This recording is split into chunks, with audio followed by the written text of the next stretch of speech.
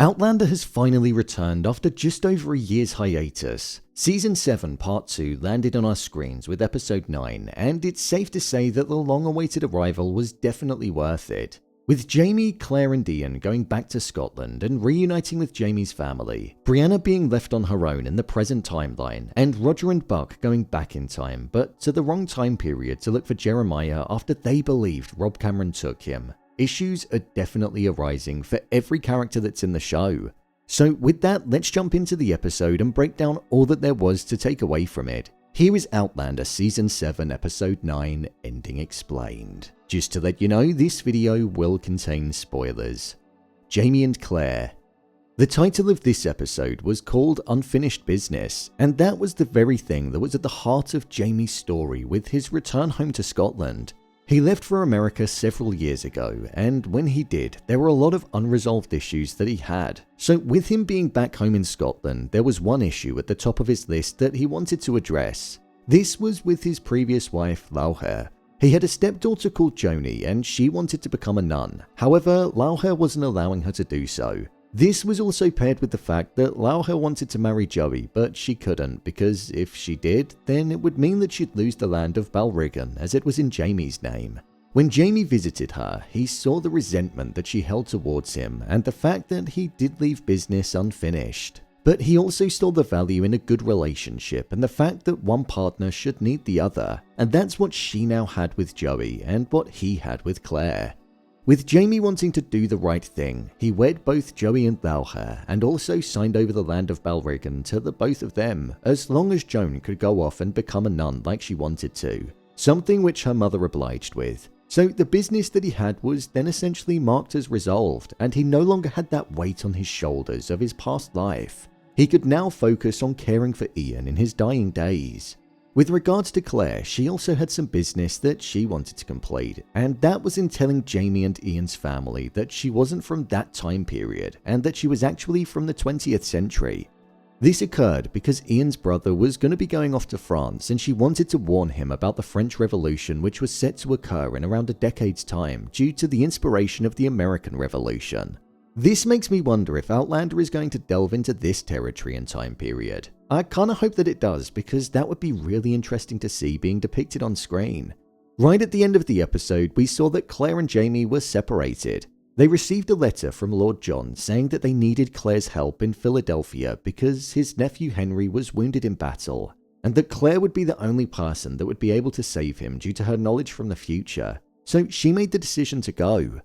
This means there's going to be an interesting dynamic moving forward, because for the foreseeable future, we won't be witnessing Jamie and Claire on screen together. Roger. Roger's arc was definitely the most interesting one in this new episode. He went through the stones because he believed that Rob Cameron, remember that creepy guy from Season 7 Part 1? Yeah, him. Roger believed Rob took him through the stones to find the Jacobite gold. Roger and Buck went through the stones, and when they arrived, we believed that they went back to the original time of 1778.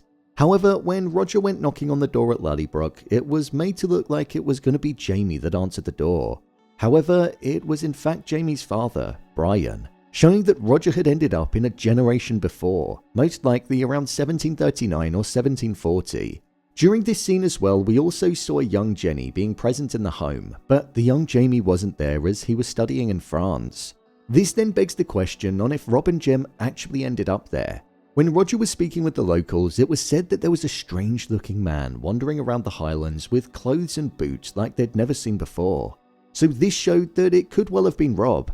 However, there wasn't a young boy that was alongside him. So what if there's somebody else that has gone through the stones that we don't know about? As surely if it was Rob Cameron, then Jem would have been there as well.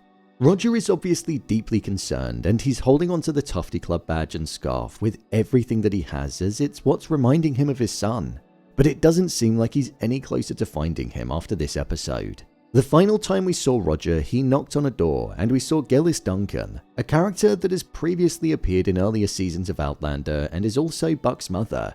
She's known as the husband killer, so I'm wondering how Rob is going to be when he's around her. I am questioning if Rob Cameron is actually in this time period or if he went to a different one with Jeremiah, so I'm intrigued to see how this is going to play out for him. Ian. Ian's story in this episode was one that was centered around the losing of a life, but also the living of a life. When Ian returned back home, he saw that his father was dying and that he didn't have much time left. Whilst he was mourning the impending death of his father and feeling guilty for not coming back sooner, there was also a large part of him that was missing Rachel and the fact that he wasn't with her.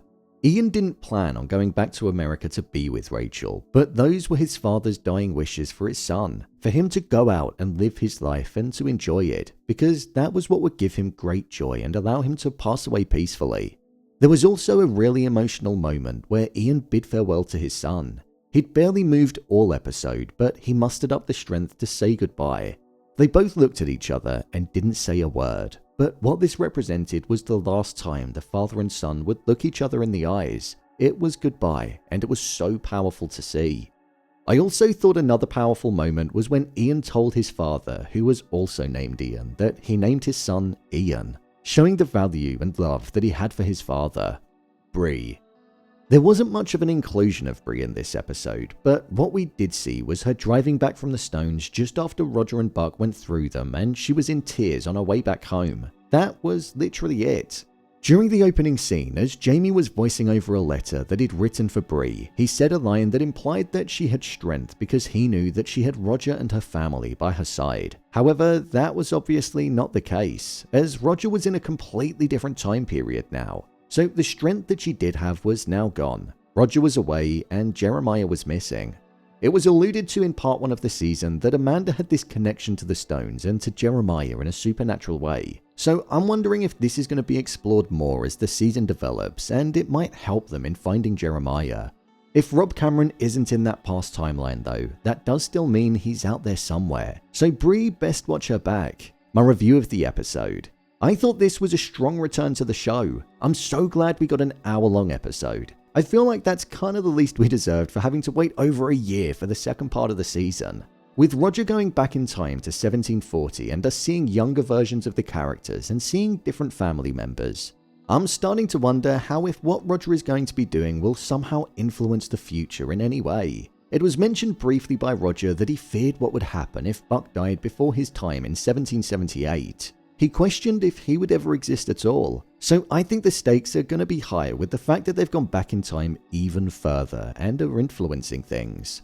One reason that I'm glad the show is back on our screens is because there isn't really anything that's out there that's set in this time period. It's not often you see the 1700s depicted on screen, and with it also having an element of sci-fi in there, it provides a real uniqueness to the story and a large presence of originality. This first episode definitely wasn't an action-filled one like we had at the back end of Season 7 Part 1, but I feel like this was necessary to allow the story to get a foundation to build upon as we now look set to embark on a batch of episodes that will see the family split across land, trauma, and also time. With regards to the performances, I thought they were all really strong. There wasn't one that I would fault. Each of the main characters always brings something to the show, and considering it had been such a long time, I feel like it almost felt like I was catching up with an old friend while watching the characters on screen. I think this part of the season has the potential to be really exciting, so I'm hoping it delivers.